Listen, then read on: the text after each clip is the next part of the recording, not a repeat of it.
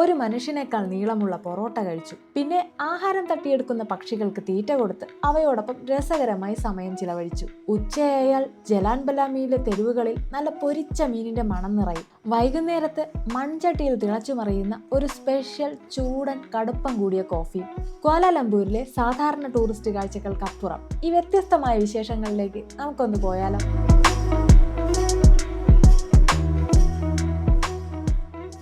ഹോട്ടലിനുള്ളിൽ bag വെച്ചതിന് ശേഷം ഞങ്ങൾ ആദ്യം പോയത് അവിടുത്തെ പവലിയൻ മോളിലേക്കാണ്. ഇവിടുത്തെ പ്രധാനപ്പെട്ട മോളുകളിൽ ഒന്നാണിത്. ഈ മോളിനകത്ത് സ്പെഷ്യൽ നസി ഗോരൻ അല്ലെങ്കിൽ സ്പെഷ്യൽ ഫ്രൈഡ് റൈസ് കിട്ടുന്ന ഒരു റെസ്റ്റോറൻ്റ് ഉണ്ട്. അത് മറ്റാരുടെയുമല്ല, പ്രശസ്തനായ അങ്കിൾ റോജറിൻ്റേതാണ്. അവിടെയാണ് ഞങ്ങൾ ഉച്ചഭക്ഷണത്തിനായി തിരഞ്ഞെടുത്തത്. ഇവിടെ ഫ്രൈഡ് റൈസിന് പുറമെ മറ്റനേകം വിഭവങ്ങളും വിവിധ തരം പാനീയങ്ങളും ലഭ്യമാണ്. ഞങ്ങൾ വാങ്ങിയത് അങ്കിൾ റോജേഴ്സിൻ്റെ സ്പെഷ്യൽ ഫ്രൈഡ് റൈസും ഫ്രൈഡ് ചിക്കനും പിന്നെ സ്പെഷ്യൽ ഡ്രിങ്ക്സുമാണ്. എടുത്തു പറയേണ്ട കാര്യം, രുചി കൊണ്ടും വ്യത്യസ്തത കൊണ്ടും ഈ വിഭവങ്ങൾ മുന്നിൽ തന്നെയാണ്. ക്വാലാലംപൂർ ഫുഡ് സ്ട്രീറ്റിലെ നാടൻ ഏഷ്യൻ രുചികളിലേക്കൊന്ന് പോയാലോ? ഇതാണ് ജലാൻ അലോർ എന്ന ക്വാലാലംപൂരിലെ ഒരു പ്രശസ്തമായ ഫുഡ് സ്ട്രീറ്റ്.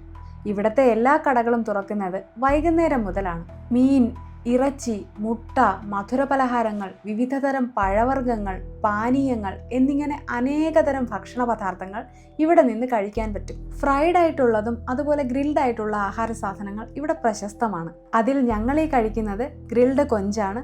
വളരെ ടേസ്റ്റിയാണിത്. മറ്റൊരു പ്രശസ്തമായ വിഭവമാണ് തക്കോയാക്കി. ഇത് ഗോതമ്പ് മാവും ചെറുതായി അരിഞ്ഞ നീരാളി കഷ്ണങ്ങളും കൊണ്ടുണ്ടാക്കുന്ന ഒരു ജാപ്പനീസ് പലഹാരമാണ്. വളരെ ടേസ്റ്റിയാണ്. ഈ ഫുഡ് സ്ട്രീറ്റിലെ മറ്റൊരു പ്രധാനിയാണ് ഗ്രില്ല് ചെയ്ത മീൻ വിഭവങ്ങൾ. അത് കഴിക്കാനായി ഞങ്ങൾ അടുത്ത് കണ്ട ഒരു ഭക്ഷണശാലയിൽ കയറി. അവിടെ പലതരം മീനുകൾ ഗ്രില്ല് ചെയ്ത് ലഭ്യമാണ്. അതുമാത്രമല്ല, അതിൻ്റെ കൂടെ കഴിക്കാനായി ഞങ്ങളൊരു ഫ്രൈഡ് റൈസും അതുപോലെ തന്നെ കൊഞ്ചു കൊണ്ടുള്ള ഒരു ഓംലെറ്റും വാങ്ങി. ഈ വാങ്ങിയ വിഭവങ്ങളോടൊപ്പമെല്ലാം എരിവും പുളിയും അതുപോലെ ചെറിയ മധുരവും ഒക്കെയുള്ള സോസുകളും ലഭ്യമാണ്. ഈ വീഡിയോ ഇഷ്ടമായെങ്കിൽ ലൈക്ക് ചെയ്യാനും മറക്കണ്ട. അങ്ങനെ ക്വാലാലംപൂരിലെ ആദ്യത്തെ ദിവസം അവസാനിച്ചിരിക്കുന്നു. അടുത്ത ദിവസം രാവിലെ ഞങ്ങൾ ടിഷ്യൂ റൊട്ടി കഴിക്കാനായി ടീജീസ് ബ്രിസ്റ്റോ എന്ന കടയിലേക്ക് പോയി. ഹോട്ടലിന് തൊട്ടടുത്താണ് ഈ കട. നമ്മുടെ പൊറോട്ട മാവിനെ വളരെ നേരിയതായി പരത്തി ചുട്ടെടുത്തതുപോലെ ഇരിക്കും ഈ ടിഷ്യൂ റൊട്ടി. ഈ റൊട്ടി കണ്ടൻസ്ഡ് മിൽക്കിൽ മുക്കിയാണ് സാധാരണ കഴിക്കുക. ടീജീസ് ബ്രിസ്റ്റോയിൽ ഇതല്ലാതെ മറ്റനേകം ഭക്ഷണ സാധനങ്ങൾ ലഭ്യമാണ്. പിന്നെ ടിഷ്യൂ റൊട്ടി അല്ലാതെ ഞങ്ങൾ വാങ്ങിയത് റൊട്ടി ചെന്നൈ എന്ന ഇവിടത്തുകാരുടെ പ്രധാനപ്പെട്ട ഒരു പ്രഭാത ഭക്ഷണമാണ്. ക്വാലാലംപൂരിലെത്തിയാൽ ടീജീസ് ബ്രിസ്റ്റോയിലെ ഈ ടിഷ്യൂ റൊട്ടി ഒരു മസ്റ്റ് ട്രൈ ആണ്. കാരണം അത് നൽകുന്ന രുചിയും അതുപോലെ കൗതുകവും എന്നും മറക്കാനാവാത്തൊരു ഓർമ്മ തന്നെയാണ്. അടുത്തതായി ഞങ്ങൾ പോയത് ക്വാലാലംപൂർ നഗരത്തിൽ നിന്ന് മാറി കുറച്ചകലെയുള്ള ഒരു മലയോര പ്രദേശത്തിലേക്കാണ്. ഇതാണ് ജെൻഡിങ് ഹൈലാൻഡ്സ്. കസിനോകൾ, റിസോർട്ടുകൾ, അമ്യൂസ്മെന്റ് പാർക്ക്, പിന്നെ വളരെ ശാന്തമായ ചിൻസുയി ഗുഹാക്ഷേത്രം എന്നിവയെല്ലാം ഇവിടുത്തെ പ്രധാന ആകർഷണങ്ങളിൽ പെടുന്നതാണ്. ഇവിടേക്ക് ഗ്രാബ് ടാക്സി വഴിയും അതുപോലെ ബസ്സും കേബിൾ കാറും ഉപയോഗിച്ചും വരാൻ സാധിക്കും. ഞങ്ങൾ KL സെൻട്രലിൽ നിന്നും ബസ് പിടിച്ച് അവാന ബസ് ടെർമിനലിലെത്തി. അതിനുശേഷം അവിടുന്ന് അവാന സ്കൈവേ കേബിൾ കാർ ഉപയോഗിച്ച് ജെൻഡിങ് ഹൈലാൻഡ്സിലേക്കും എത്തി. ഞങ്ങൾ ബസ് ടിക്കറ്റ് എടുത്ത സമയം ടു ആൻഡ് ഫ്രോ ഒരുമിച്ചാണ് എടുത്തത്. വളരെ ഭംഗിയുള്ള കെട്ടിടങ്ങളും ഭക്ഷണശാലകളും പുറത്തെ മനോഹര ദൃശ്യങ്ങളും തണുപ്പും ഇവയെല്ലാം കൊണ്ട് തന്നെ ജെൻഡിങ് ഹൈലാൻഡ് മറ്റൊരു ലോകമാണ്. ഞങ്ങൾ ഇതിനകത്തുള്ള ഒരു റെസ്റ്റോറൻറ്റിൽ നിന്നും അവരുടെ പ്രത്യേക ഐസ് ടീയും അതുപോലെ ചിക്കൻ്റെ ഒരു വിഭവവും പിന്നെ പോർക്കിൻ്റെ ഒരു വിഭവവും വാങ്ങിച്ചു. വളരെ രുചികരമായിരുന്നു എല്ലാം. അതിനുശേഷം ഒരു ഗ്രാബ് ടാക്സി പിടിച്ച് ഞങ്ങൾ ഇവിടത്തെ ചിൻസുയി ഗുഹാക്ഷേത്രത്തിലേക്ക് യാത്ര തിരിച്ചു. ജെൻഡിങ് ഹൈലാൻഡ്സിലെ വളരെ ശാന്തവും അതിമനോഹരവുമായ ക്ഷേത്രമാണ് ചിൻസുയി ഗുഹാക്ഷേത്രം. മൂടൽമഞ്ഞും തണുപ്പുമുള്ള നല്ല മനോഹരമായ കാലാവസ്ഥ, നഗരത്തിന്റെ എല്ലാ തിരക്കുകളിൽ നിന്നും മാറി ദിനം ശാന്തമായി ആഘോഷിക്കാൻ പറ്റിയ ഇടം. ഈ ചൈനീസ് അമ്പലത്തിൽ അവരുടേതായ പൂജാവിധികളും ആരാധനകളും നടക്കുന്നുണ്ട്. 9 നിലകളുള്ള ഈ ക്ഷേത്രത്തിന്റെ പഗോഡയിലും നമുക്ക് കയറാൻ സാധിക്കും. കുറച്ചധികം സമയം അവിടെ ചിലവഴിച്ചു. അതിനുശേഷം അവിടെ നിന്ന് തിരിച്ചു. ക്വാലാലംപൂരിലെ ഒരു മസ്റ്റ് ട്രൈ ആണ് ദമാസ്കസിലെ ഷവർമ. ചിക്കനും ബീഫും കൊണ്ടുള്ള ഷവർമ ഇവിടെ ലഭ്യമാണ്. ഇത് മാത്രമല്ല, മറ്റനേകം വിഭവങ്ങളും ഇവിടെ നിന്ന് കഴിക്കാം. ദിവസം മുഴുവൻ തുറന്നു പ്രവർത്തിക്കുന്ന ഇവിടെ രാത്രിയിലാണ് ഏറ്റവും കൂടുതൽ തിരക്ക്. അകത്തിരുന്ന് കഴിക്കാനും ടേക്ക് അവേ ആയി വാങ്ങാനും ക്യൂ ഉണ്ടാകും. ഇങ്ങനെയാണെങ്കിലും ഇവിടത്തെ ഷവർമ അതീവ സ്വാദിഷ്ടവും അതുപോലെ വ്യത്യസ്തവുമാണ്. ഇവിടെ പ്രചാരത്തിലുള്ള മറ്റൊരു പ്രശസ്തമായ വിഭവമാണ് ചൈനീസ് ബീഫ് റൊട്ടി. ഇവയ്ക്ക് പ്രശസ്തമായ കടയാണ് ബുക്കിറ്റ് പിങ്താങ്ങിലെ റെസ്റ്റോറന്റ് മോൺ ചൈനീസ് ബീഫ് റൊട്ടി. ചിക്കൻ നിറച്ചതും ബീഫ് നിറച്ചതുമായ റൊട്ടികളാണ് ഇവിടെ ലഭിക്കുന്നത്. കൂട്ടത്തിൽ കേമൻ ബീഫ് റൊട്ടികൾ തന്നെയാണ്. ഇവ നമ്മുടെ പൊറോട്ടയ്ക്കകത്ത് അരച്ചു ചേർത്ത ചിക്കനോ ബീഫോ നിറച്ച് എണ്ണയിൽ പൊരിച്ചതുപോലെയാണ്. രുചിയുടെ കാര്യത്തിലും ഈ ബീഫ് റൊട്ടികൾ മുന്നിൽ തന്നെയാണ്. ദിവസം മുഴുവൻ തുറന്നു പ്രവർത്തിക്കുന്ന ഇവിടെയും എപ്പോഴും ക്യൂ ഉണ്ടാവും. ഇനി ക്വാലാലംപൂരിന്റെ മുഖമുദ്രയായ പെട്രോണാസ് ട്വിൻ ടവേഴ്സിന്റെ രാത്രി കാഴ്ചകളിലേക്ക് പോയാലോ? വളരെ മനോഹരമായി തിളങ്ങി നിൽക്കുന്ന ഈ ഇരട്ട ഗോപുരങ്ങൾക്കു താഴെ വർണ്ണങ്ങൾ മാറി മറയുന്ന ജലത്തിന്റെ ഈ നൃത്ത പ്രദർശനം അവിസ്മരണീയമാണ്. നഗരം രാത്രിയെ വരവേറ്റിരിക്കുന്നു. എല്ലായിടവും തിരക്ക് തുടങ്ങിയിരിക്കുന്നു. ഈ കാഴ്ചകൾക്ക് ശേഷം ഞങ്ങൾ നാസി കണ്ടാർ കഴിക്കാൻ തീരുമാനിച്ചു. മലേഷ്യയിലെ ഒരു പ്രശസ്തമായ ഭക്ഷണമാണിത്. ഇത് രൂപപ്പെട്ടത് ഇവിടുത്തെ ഇന്ത്യൻ മുസ്ലിം വിഭാഗത്തിൽ നിന്നാണ്. ഇതിൽ പ്രധാനമായും ചോറ്, അതിനോടൊപ്പം ഇറച്ചികൾ, മീൻ, മുട്ട, പച്ചക്കറികൾ, പിന്നെ മറ്റു കറികൾ എന്നിവയാണ് വരാറുള്ളത്. നാസി കണ്ടാർ കഴിക്കാനായി ഞങ്ങൾ KLCCയിലെ NEZ കറി ഹൗസിലാണ് കയറിയത്. നമ്മുടെ ഉച്ചയൂണ് കറികളൊക്കെ കൂട്ടി കുഴച്ച് കഴിക്കുന്നത് പോലെ എന്തൊരു സ്വാദായിരുന്നെന്നോ. മലേഷ്യയിലെത്തിയാൽ എല്ലാവരും കഴിച്ചു നോക്കുന്ന ഒരു പഴമാണ് ഡൂറിയാൻ. ഡൂറിയാൻ ട്രൈ ചെയ്യാൻ പറ്റിയൊരിടമാണ് ഡൂറി എന്ന ഈ കട. ഇവിടെ പല വെറൈറ്റിയിലുള്ള ഡൂറിയാൻ ലഭിക്കും. ഇതിൽ ഏറ്റവും മധുരം കൂടിയ ഡൂറിയാൻ വെറൈറ്റിയാണ് മുസാങ് കിങ്. ഇനി ഡൂറിയാൻ കഴിച്ചതിന് ശേഷം ശ്രദ്ധിക്കേണ്ട കുറച്ച് കാര്യങ്ങളുണ്ട്. ആൽക്കഹോൾ അടങ്ങിയ ഒരു ഡ്രിങ്ക്സും കുടിക്കാൻ പാടില്ല. അതുപോലെ കഫൈനേറ്റഡ് ആയിട്ടുള്ള കോഫി, ടീ, എനർജി ഡ്രിങ്ക്സ് ഇതൊന്നും കുടിക്കാൻ പാടില്ല. പിന്നെ പാലുൽപ്പന്നങ്ങളോ കഴിക്കാൻ പാടില്ല. അതുപോലെ തന്നെ എരിവ്, എണ്ണ, കൊഴുപ്പ് ഇത് കൂടുതലായുള്ള ഭക്ഷണങ്ങളും കഴിക്കാൻ പാടില്ല. ഡൂറിയാൻ കഴിച്ചതിന് ശേഷം ഇഷ്ടംപോലെ വെള്ളം കുടിക്കുക.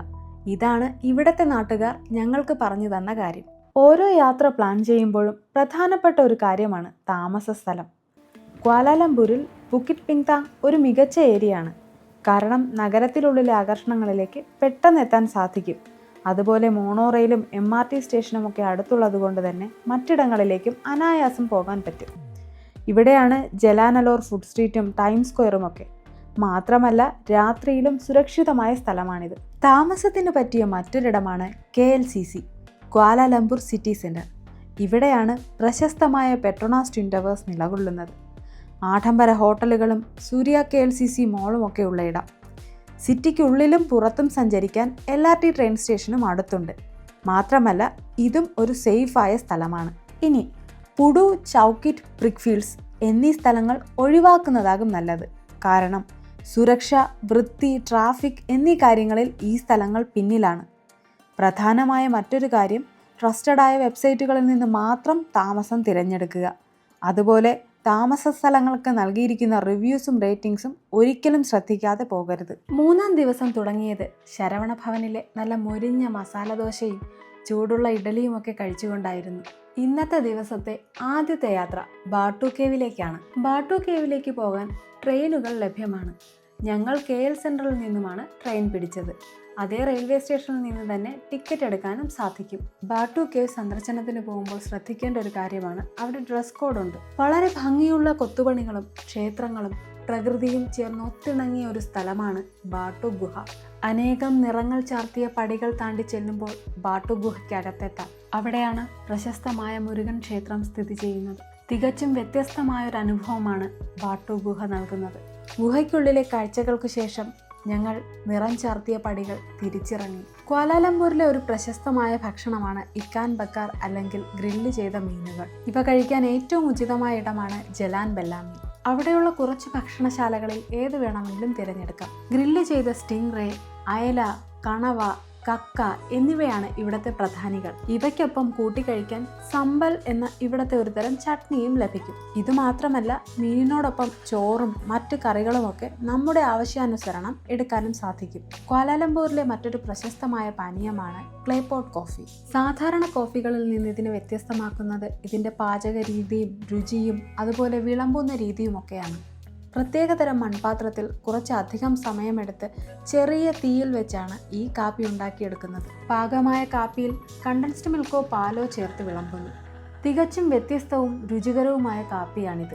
ക്വാലാലംപൂരിൻ്റെ മറ്റൊരു പ്രശസ്തമായ ഭാഗമാണ് പെറ്റാലിംഗ് സ്ട്രീറ്റ്. ഇവിടെയാണ് ചൈന ടൗൺ വരുന്നത്. പലതരം കടകളും ഭക്ഷണശാലകളും ഒക്കെയായി തിരക്കേറിയ ഒരു സ്ഥലമാണിത്. ഇവിടെ നിന്ന് സാധനങ്ങൾ വാങ്ങുകയാണെങ്കിൽ കാശ് കയ്യിൽ വെക്കുന്നത് നല്ലതായിരിക്കും.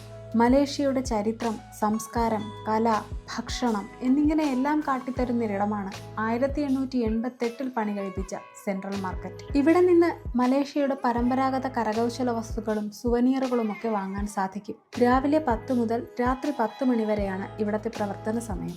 ക്വാലാലംപൂർ രാത്രി കാഴ്ചകളുടെ ഒരു മനോഹര ഭാഗമാണ് സലോമ ലിങ്ക്. 69 മീറ്റർ നീളമാണ് ഈ പാലത്തിനുള്ളത്. ക്വാലാലംപൂരിലെ ക്ലാങ് നദിക്ക് കുറുകെയാണ് ഈ പാലം സ്ഥിതി ചെയ്യുന്നത്. സാധാരണയായി കാൽനട യാത്രക്കാരും സൈക്കിൾ യാത്രക്കാരുമാണ് സലോമ ലിങ്ക് ഉപയോഗിക്കുന്നത്. രാത്രിയിലെ ഇവിടത്തെ ഈ വർണ്ണക്കാഴ്ച അതിമനോഹരമാണ്. അതിനുശേഷം പ്രശസ്തമായ ദിണ്ടുഗൽ തലപ്പാക്കട്ടി റെസ്റ്റോറൻറ്റിൽ ഞങ്ങൾ ബിരിയാണി കഴിക്കാനായി പോയി. ചെറിയൊരു പാത്രത്തിൽ അവിച്ച മുട്ടയുൾപ്പെടുന്ന ബിരിയാണി. ഇവിടെ പൊതുവെ ഭക്ഷണങ്ങൾ വാഴയിലയിലാണ് വിളമ്പാറുള്ളത്. ബിരിയാണിക്കൊപ്പം സാലഡും പിന്നെ ചിക്കൻ്റെ ഗ്രേവിയും ഉണ്ടായിരുന്നു. വ്യത്യസ്തമായ രുചിയൂർന്ന ബിരിയാണി. വർഷം മുഴുവൻ സന്ദർശനത്തിന് പറ്റിയ സ്ഥലമാണ് ക്വാലാലംപൂർ. പക്ഷേ ഡിസംബർ മുതൽ ജാനുവരി ആദ്യം വരെ ക്രിസ്മസ്, ന്യൂ ഇയർ അനുബന്ധിച്ച് തിരക്കധികമായിരിക്കും. മഴയ്ക്കും സാധ്യത കൂടുതലാണ്. അതുപോലെ ചൈനീസ് ന്യൂ ഇയർ സമയം, അതായത് ജാനുവരി അല്ലെങ്കിൽ ഫെബ്രുവരി എന്നീ സമയങ്ങളിലും തിരക്കധികമാണ്. ഈ സമയത്തൊക്കെ ഫ്ലൈറ്റ് റേറ്റും ഹോട്ടൽ റേറ്റും ഒക്കെ അധികമായിരിക്കും. പിന്നെ സ്കൂൾ അവധിക്കാലമായ മാർച്ചും ഇതുപോലെയാണ്. 4-ാം ദിവസം രാവിലെ ഞങ്ങൾ ക്വാലാലംപൂരിലെ മറ്റൊരു പ്രധാന ആകർഷണമായ തിയാൻഹോ ക്ഷേത്രത്തിലേക്ക് യാത്ര തിരിച്ചു. തെക്കുകിഴക്കൻ ഏഷ്യയിലെ ഏറ്റവും വലുതും ഏറ്റവും അലങ്കരിച്ചതുമായ ചൈനീസ് ക്ഷേത്രങ്ങളിലൊന്നാണിത്. ഒരു കുന്നിൻ മുകളിൽ നിലകൊള്ളുന്നത് കൊണ്ട് തന്നെ നഗരത്തിന്റെ അതിശയിപ്പിക്കുന്ന പനോരമിക് കാഴ്ചകളും ശാന്തതയും അനുഭവിച്ചറിയാം. പരമ്പരാഗത ചൈനീസ് വാസ്തുവിദ്യയുടെ ഒരു നേർക്കാഴ്ചയാണ് ഈ ക്ഷേത്രം. ഇവിടെ പലതരം ആചാരങ്ങളും പൂജാവിധികളും ഒക്കെ നടത്തുന്നുണ്ട്. മാത്രമല്ല വിവാഹങ്ങളും നടത്തി വരുന്നുണ്ട്. ക്വാലാലംപൂരിലെ മറ്റൊരു രസകരമായ സ്ഥലമാണ് ബട്ടർഫ്ലൈ പാർക്ക്. പലതരത്തിലുള്ള ചിത്രശലഭങ്ങളെ തൊട്ടടുത്ത് കാണാൻ സാധിക്കും. ഇവിടെ ചുറ്റിനും ചെടികളും അതിനിടയിൽ പറന്നു കളിക്കുന്ന ചിത്രശലഭങ്ങളുമാണ്. കുട്ടികൾക്കും മുതിർന്നവർക്കും ഒരുപോലെ ഇഷ്ടമാകുന്ന ഒരിടമാണിത്. പിന്നെ അതിനോട് ചേർന്ന് ഇവിടെ തന്നെ വളർത്തുന്ന മുയലുകൾക്ക് നമുക്ക് തീറ്റ കൊടുക്കാനുള്ള ഒരു അവസരവും ലഭിക്കും. ക്വാലാലംപൂരിലെ ഒരു രസകരവും അതുപോലെ പ്രധാനപ്പെട്ടതുമായ ആകർഷണമാണ് ബേർഡ് പാർക്ക്. ഒരു വലിയ ചുറ്റുപാടിൽ പക്ഷികൾക്ക് സ്വതന്ത്രമായി നടക്കാനും പറക്കാനും അതേസമയം വിസിറ്റേഴ്സിന് അവരെ ചുറ്റി നടന്ന് കാണാനും ഒക്കെ സാധിക്കുന്നു എന്ന തരത്തിൽ ലോകത്തിലെ തന്നെ ഏറ്റവും വലിയ ബേർഡ് പാർക്കാണിത്. പലതരത്തിലുള്ള തത്തകൾ, താറാവുകൾ, ഒട്ടകപ്പക്ഷികൾ, വേഴാമ്പലുകൾ എന്നിങ്ങനെ അനേകതരം പക്ഷികളാണ് ഇവിടെ ഉള്ളത്. ഇവ മാത്രമല്ല, മീനുകളെയും കുരങ്ങന്മാരെയും ഒക്കെ ഇവിടെ കാണാം. ഇവിടെ നമുക്ക് പക്ഷികൾക്ക് ഭക്ഷണം കൊടുക്കാനും അതുപോലെ അവയുമായി സംവദിക്കാനും ഒക്കെയുള്ള അവസരങ്ങൾ ലഭ്യമാണ്. പിന്നെ 85 റിങ്കറ്റാണ് മുതിർന്നവരുടെ ടിക്കറ്റ് വില. ഞങ്ങളുടെ ഹോട്ടൽ ബുക്കിറ്റ് പിങ്ടാങ്ങിലായിരുന്നു. KL എയർപോർട്ടിൽ നിന്ന് ഹോട്ടലിലേക്ക് പോകാൻ ഞങ്ങൾ ടാക്സി പിടിച്ചു. ട്രെയിൻ സ്റ്റേഷനും എയർപോർട്ടിലുണ്ട്. ക്വാലാലംപൂർ പ്രധാനമായും Malay, Chinese Malaysians, Indian Malaysians എന്നിവരുടെ ഒരു മിക്സാണ്. ടാക്സി സിറ്റിസൺ M എന്ന ഞങ്ങളുടെ ഹോട്ടലിന് മുന്നിൽ നിർത്തി. ആധുനികത നിറഞ്ഞ വളരെ ഭംഗിയുള്ള ഹോട്ടൽ. ടാക്സി പിടിക്കാൻ ഇവിടെ ഗ്രാബ് എന്ന ആപ്ലിക്കേഷനാണ് ഉപയോഗിക്കുന്നത്. ഈ ആപ്പിന് ഫുഡ് ഡെലിവറി പോലുള്ള മറ്റു സേവനങ്ങളും ലഭ്യമാണ്. 2026 ഡിസംബർ 31 വരെ ഇന്ത്യക്കാർക്ക് വിസ ഇല്ലാതെ മലേഷ്യയിൽ വരാൻ സാധിക്കും. malaysiavisa.imi.gov.my എന്ന വെബ്സൈറ്റിൽ രജിസ്റ്റർ ചെയ്ത് കഴിയുമ്പോൾ ഒരു കോഡ് കിട്ടും. ആ കോഡ് മലേഷ്യൻ എയർപോർട്ടിൽ കാണിക്കേണ്ടതാണ്. ഈ വെബ്സൈറ്റിൽ രജിസ്റ്റർ ചെയ്യേണ്ടത് മലേഷ്യയിലെത്തുന്നതിന് 3 ദിവസം മുൻപാണ്. ഇതിൽ അപ്ലൈ ചെയ്യുന്ന ദിവസവും മലേഷ്യയിൽ എത്തുന്ന ദിവസവും ഉൾപ്പെടും. ഓരോ ചുവടിലും കഥകളും രുചികളുമായി ക്വാലാലംപൂർ ഇനി ഓർമ്മത്താളിലേക്ക്. യാത്രകൾ ഇവിടെ അവസാനിക്കുന്നില്ല. ഇനിയും കാണാം. ഈ വീഡിയോ ഇഷ്ടമായെങ്കിൽ സബ്സ്ക്രൈബ് ചെയ്യാൻ മറക്കണ്ട.